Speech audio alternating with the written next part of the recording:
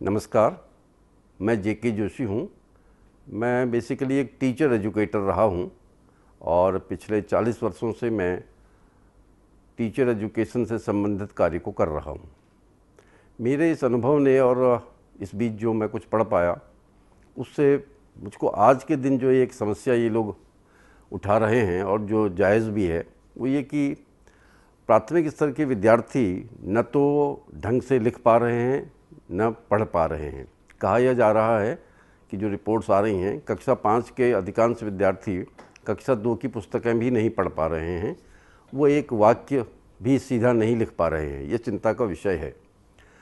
असल में इसमें जो मूल रूप से जो बात है वो ये है कि आज का विद्यार्थी एक प्रश्न पूछना चाह रहा है और वो प्रश्न अगर अंग्रेजी में बोलें तो कुछ इस तरीके का है कि why you insist that I should learn the way you teach me, why can't you teach me the way I learn. आप क्यों जिद करते हैं कि मैं वैसे सीखूं जैसे आप मुझे सिखा रहे हैं, आप मुझे वैसे क्यों नहीं सिखाते हैं जैसे मैं सीखता हूं। ये प्रश्न बच्चों का है, पेरेंट्स का भी, अभिभावकों का भी एक प्रश्न है और ये यूनिवर्सल टाइप का है, पूरी दुनिया में है। ये बहुत बड़े अच्छे नामी गिरामी विद्यालयों से लेकर झोपड़पट्टियों में चलने वाले स्कूलों तक में भी एक ही जैसा है। वो ये छोटा सा वाक्य है अंग्रेजी में कि children walk to school they run home. बच्चे जब स्कूल जाते हैं तो चलते हुए जाते हैं और जब छुट्टी होती है तो दौड़कर भागते हैं। विद्यालय इन बच्चों को ऐसा माहौल क्यों नहीं दे पा रहा है कि वो दौड़कर विद्यालय में आएँ और जब छुट्टी हो तो धीरे धीरे चलते हुए निकलें पीछे को देखते हुए कि अगर विद्यालय कुछ देर और चलता तो ज़्यादा मज़ा आता।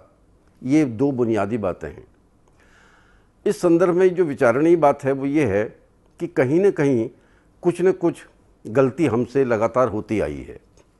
देखिए, शिक्षा के क्षेत्र के साथ एक विशेष बात यह है कि जो अन्य व्यवसाय हैं उन व्यवसायों में जो R&D होता है, जो रिसर्च एंड डेवलपमेंट होता है और उससे जो सूचनाएं मिलती हैं या जो प्रक्रियाएं मिलती हैं या जो चीज़ें मिलती हैं, उनका सम्यक उपयोग लगातार होता चला जाता है।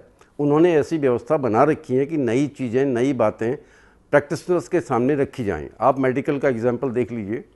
डॉक्टर को ये सुविधा उपलब्ध है कि उसको हफ्ते में 1 दिन, महीने में 2 बार, साल में 3 बार एक विशेष तरीके के आयोजन के साथ ये बताया जाता है कि ये नई दवाइयाँ हैं, ये नए इंस्ट्रूमेंट्स हैं, ये नई बातें हैं और ये लगातार होता है। पूरे दुनिया भर में R&D के उन लोगों ने व्यवस्था कर रखी है।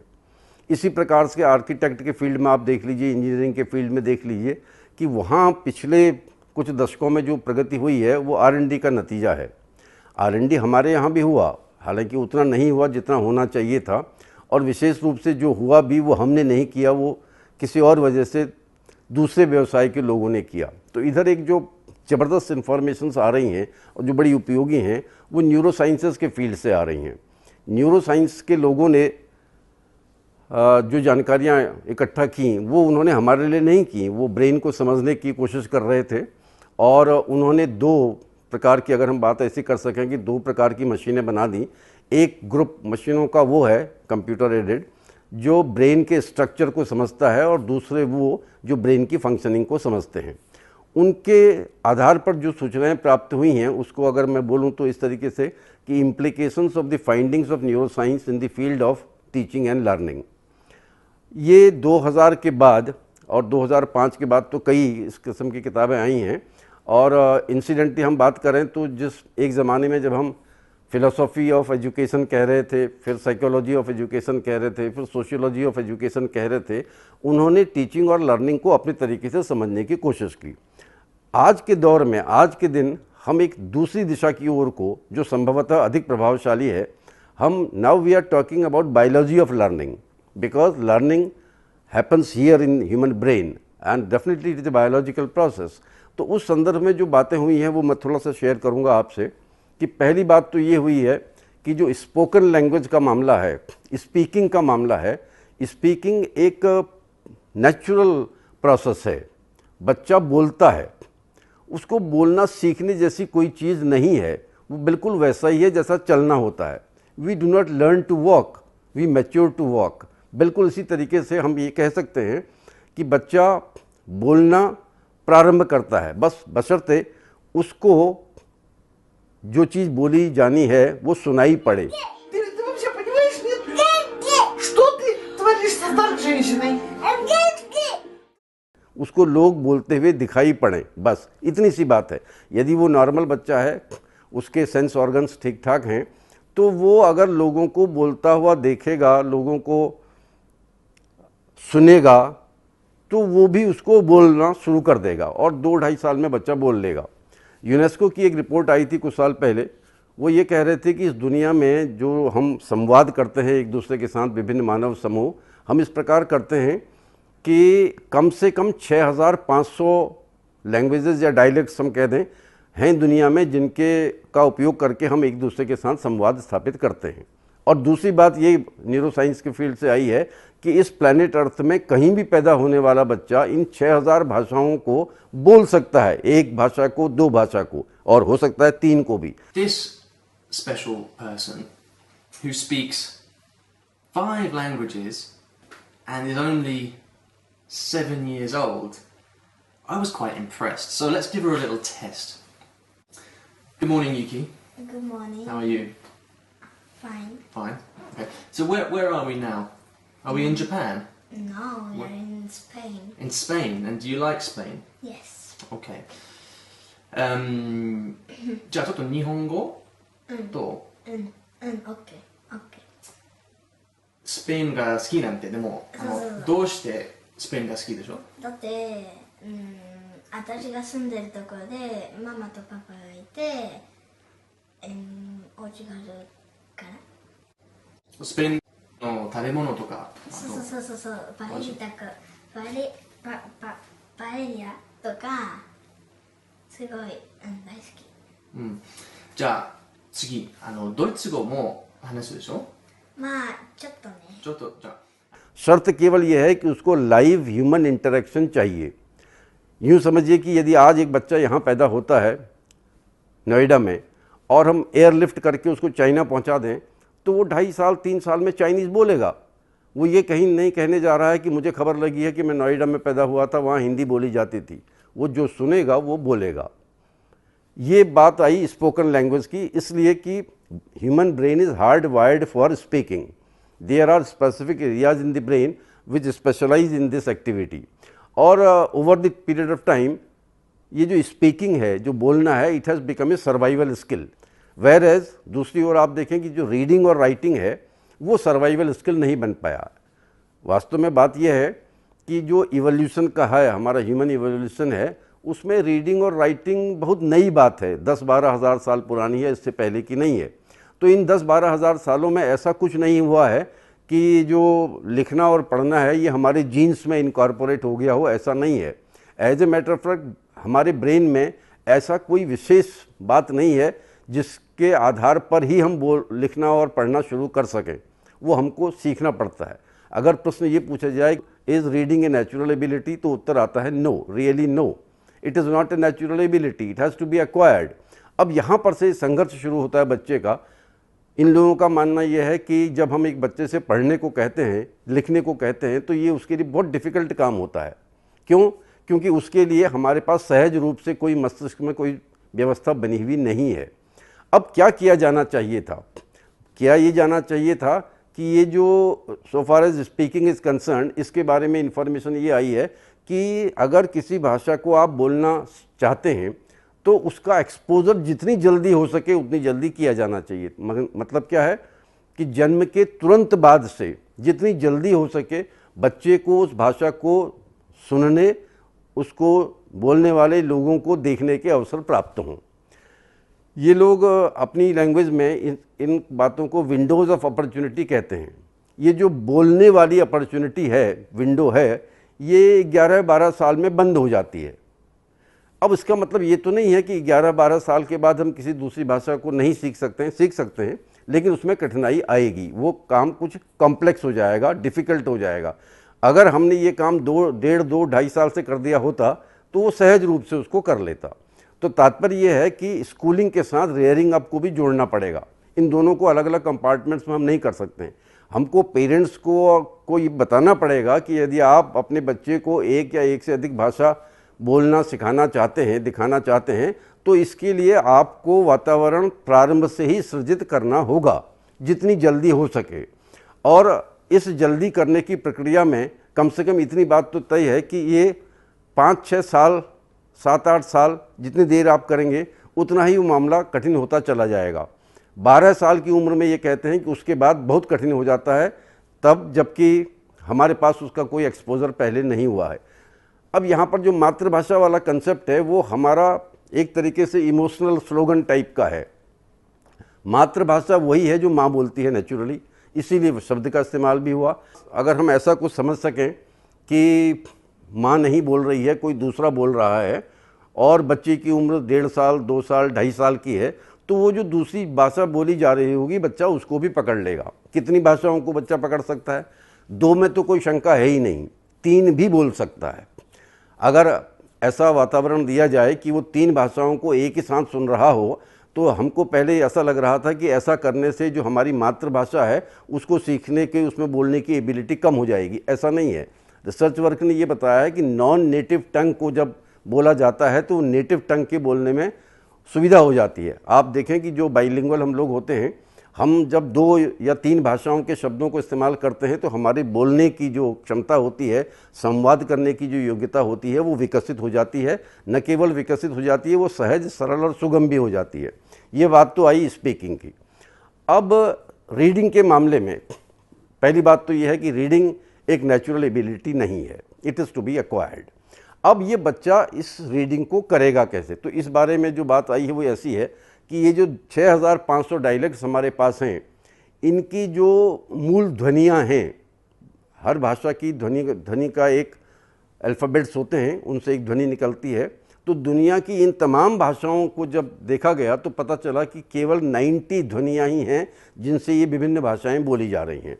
और एक नॉर्मल ह्यूमन बीइंग जो बच्चा है वो इन 90 की 90 ध्वनियों को अपने वोकल कॉर्ड से निकाल सकता है। ये एबिलिटी उसमें जन्मजात है, वो ध्वनियों को निकालेगा। अब हमको करना केवल ये है कि बच्चा अपना, एक बच्चे का शब्द भंडार होता है, वो पानी समझता है, वो पानी को जानता है, वो पानी को पीता है। इसी तरीके से जब वो स्कूल में आता है प्राथमिक स्तर पर पहली कक्षा में, एक बड़ा शब्द भंडार अपने साथ लेकर आता है। इन शब्दों को वो न केवल जानता है बल्कि समझता भी है और उनका उपयोग भी करता है। और ये शब्द क्या होते हैं? ये या तो कुछ चीज़ों, वस्तुओं से संबंधित होते हैं या कुछ प्रक्रियाओं से संबंधित होते हैं। तो यदि हम प्रारंभ में इन जो शब्द उसने पहले से ही जान रखे हैं, पहचान रखे हैं या उनका उपयोग कर पा रहा है, वो इन शब्दों को यदि हम सीधे ब्लैक बोर्ड में या जो भी व्यवस्था हो उसमें लिखें और उसकी ओर इशारा करते हुए उसको बताएं कि सुनो ये पानी है, ये इस तरीके से लिखा जाता है और ऐसे ये बोला जाता है। पानी के आगे अगर वाटर भी आप लिख देंगे तो वो दोनों को ही पकड़ लेगा, उसमें उसको कोई दिक्कत नहीं है। और इसी क्रम में जो उसका शब्द भंडार है, बच्चों का शब्द भंडार बड़ी तेज़ी से बढ़ता है। और इन शब्दों को, जो परिचित शब्द हैं, अगर उनको दिखाया जाए, उन वस्तुओं को दिखाया जाए, उन प्रक्रियाओं को दिखाया जाए, टेक्नोलॉजी ने अब ऐसी व्यवस्था कर दी है, तो ये इन शब्दों को पहचानना प्रारंभ कर देगा। और ये काम अगर कई दिनों तक लगातार होगा, कुछ महीनों तक, 1 साल तक। और इसी तरीके से जो नंबर्स वाला मामला है, न्यूमरल वाला है, इस संदर्भ में भी कुछ इस तरीके की जानकारी आई है कि संभवतः नंबर्स के लिए ह्यूमन ब्रेन में व्यवस्था है। बच्चा 1, 2, 3, 4 इन शब्दों के, इन ये जो शब्द मैंने बोले, अंक जो बोले, इनके पारस्परिक संबंध को समझता है। वो 1 गाय, 2 बिल्लियाँ, 3 कबूतर पकड़ लेता है और बहुत जल्दी पकड़ लेता है। उसके लिए 1 को लिखने की ज़रूरत नहीं है। 1 को बाद में लिखा हुआ यदि हम दिखा दें, या 1 या 1 दोनों, तो ये उसको आसानी से पकड़ लेगा। अगर हम प्रारंभ में अल्फ़ाबेट्स और न्यूमरल्स दिखाएंगे वो उसके लिए मीनिंगलेस हैं। यहाँ पर ये ध्यान रखना होगा कि जिस चीज़ का बच्चे के लिए सेंस और मीनिंग होता है वो उसको सीखता है। तो हमको जो कुछ भी कक्षा में करना है वो इस तरीके से करना है कि वो जो शब्द उसको दिखाए जाएं लिखे हुए, वो उसके शब्द भंडार में पहले से हों। इनकी भाषा का अगर इस्तेमाल करें, वो कहते हैं कि उसकी मेंटल डिक्शनरी में वो होने चाहिए। जो शब्द उसकी मेंटल डिक्शनरी में होंगे, या जो वाक्यांश या वाक्य, मैं पानी पीता हूँ, माँ पानी देती है, ये वाक्य उसके मेंटल डिक्शनरी में हैं, तो ये मेंटल डिक्शनरी का उपयोग करते हुए हमको आगे बढ़ाना पड़ेगा। यह प्रक्रिया बच्चे के लिए सहज, सरल और सुगम होगी। राइटिंग के रेफरेंस में जो बात आई वो ये कि राइटिंग भी बहुत अभी ये भी शुरू हुआ है 10-12 हज़ार साल पहले, लेकिन ड्राइंग नाम की जो चीज़ थी वो बहुत पहले से विद्यमान थी। आप इस बात को समझ सकते हैं कि अनपढ़ व्यक्ति भी मूर्ति बनाते हैं, बना सकते हैं, वो ड्राइंग कर सकते हैं, वो पेंटिंग कर सकते हैं। उसके लिए रीडिंग और राइटिंग की ज़रूरत नहीं है। रीडिंग राइटिंग अगर आती हो तो अच्छी बात है, नहीं भी आती है तो हमारे जो पुरखे जो गुफा मानव थे उनके बारे में, जो रॉक पेंटिंग्स के बारे में जो इन्फॉर्मेशन लगी है हाथ, वो ये बता रही हैं कि ये राइटिंग से बहुत पहले का मामला है, कम से कम 20-25 हज़ार साल पहले का। यानी कि कम से कम 40-50 हज़ार साल से हम रॉक पेंटिंग्स बना रहे हैं, क्योंकि तब अपने को एक्सप्रेस करने का, नई पीढ़ी तक बात पहुंचाने के लिए लैंग्वेज नहीं थी।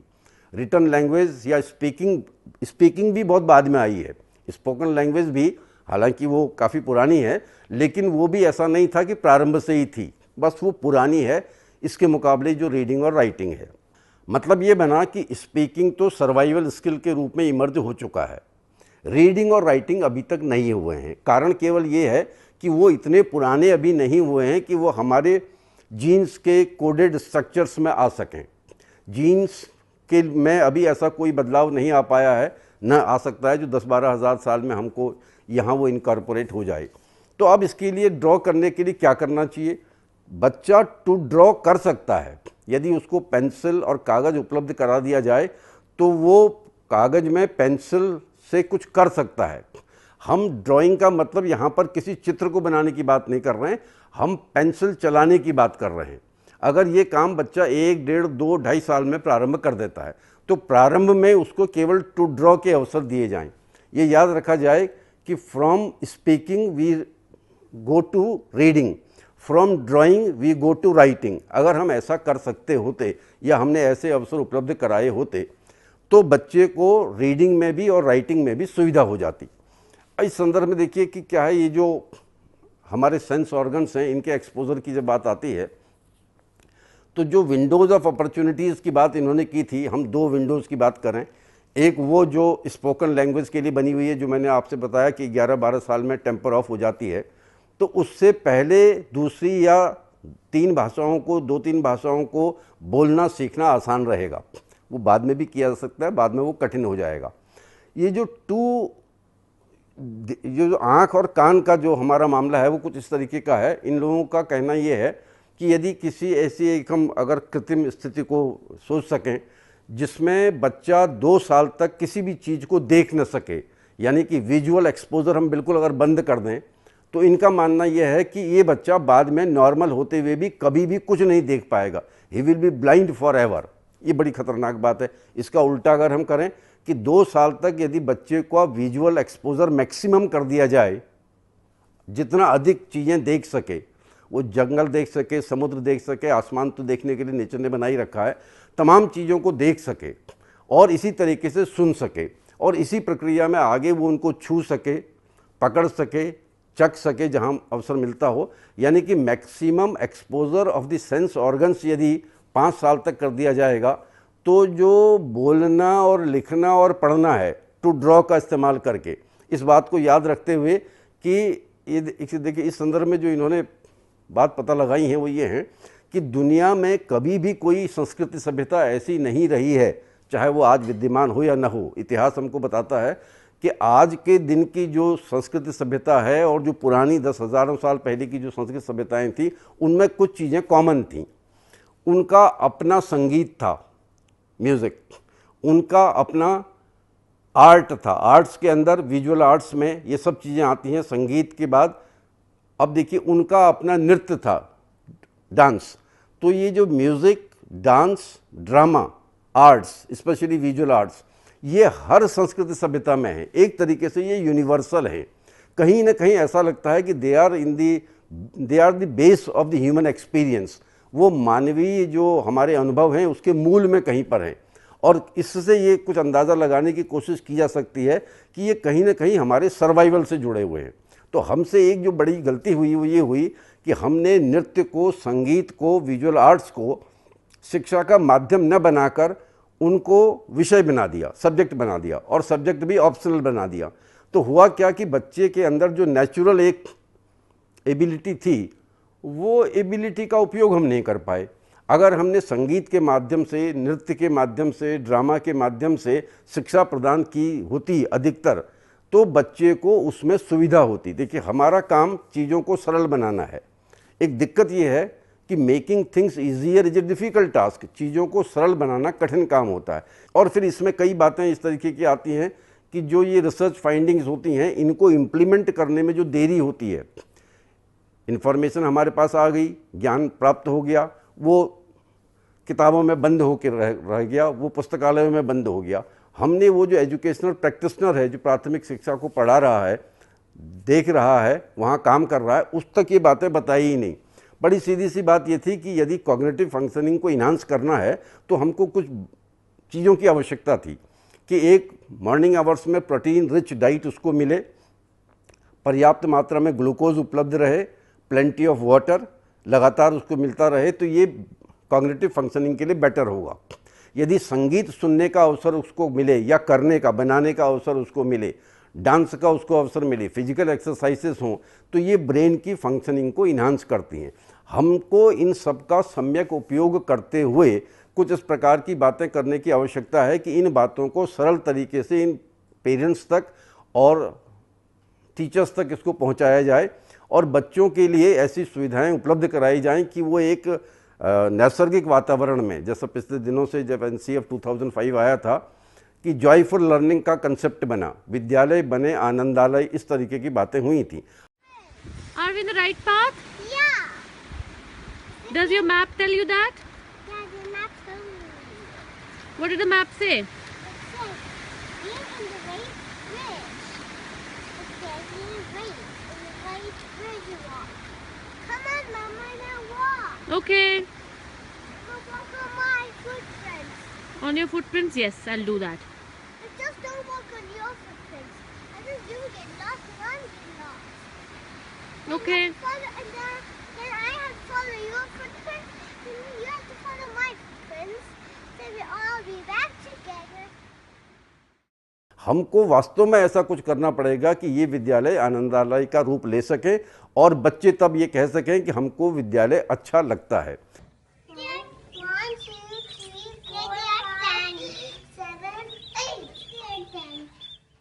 जब तक विद्यार्थी को विद्यालय अच्छा नहीं लगेगा, जब तक विद्यालय में भय का वातावरण रहेगा। देखिए, जो न्यूरो साइंस के फील्ड में जो इन्फॉर्मेशंस आई हैं, उससे अगर सीधी सी बात हम करें तो कुछ इस तरीके की है कि सीखना कब होगा, इसका उत्तर देने में तो बड़ा लंबा समय लगेगा, लेकिन सीखना कब नहीं होगा, इसका उत्तर बड़ा सरल है कि जहाँ भय का वातावरण होगा, जहाँ फियर का एलिमेंट होगा। तो ह्यूमन ब्रेन की एक खासियत ये है कि फियर वाले वातावरण में जो शिक्षा प्रदान की जा रही होगी, या जो कुछ भी सिखाया जा रहा होगा, वो उसको नहीं पकड़ेगा, वो रिजेंट कर देगा, वो रेजिस्टेंस डेवलप हो जाएगी, इनहिबिशन क्रिएट हो जाएगा। तो हमको पहले तो स्कूल में, घर में भयमुक्त वातावरण प्रदान करना पड़ेगा। उसके उपरांत इन सब चीज़ों का ध्यान रखते हुए, स्पेशली जैसे एक इन्फॉर्मेशन आई है कि छोटे बच्चों को यदि ब्राइट कलर्ड फ्रूट्स, जो नेचर में ब्राइट कलर्ड फ्रूट्स होते हैं, वो दिए जाएंगे, तो उससे, हालांकि वो थोड़ा डिबेटेबल है, लेकिन तब भी अगर इंटेलिजेंस को बढ़ाने के लिए कक्षा कक्ष में कुछ किया जा सकना शायद संभव नहीं है। अगर संभव है तो वो जो इंटरवेंशन है, वो इंटरवेंशन खाद्य पदार्थों के रूप में, भोजन के रूप में, व्यायाम के रूप में, संगीत के रूप में यहाँ से आ रहा है। अगर हम इन सब बातों को सम्मिलित कर सकें और इसको अपनी शिक्षण व्यवस्था में समाहित कर सकें, तो मुझे लगता है कि हम सरल, सहज और सुगम तरीके से शिक्षण कार्य कर सकने में सक्षम हो सकते हैं। धन्यवाद।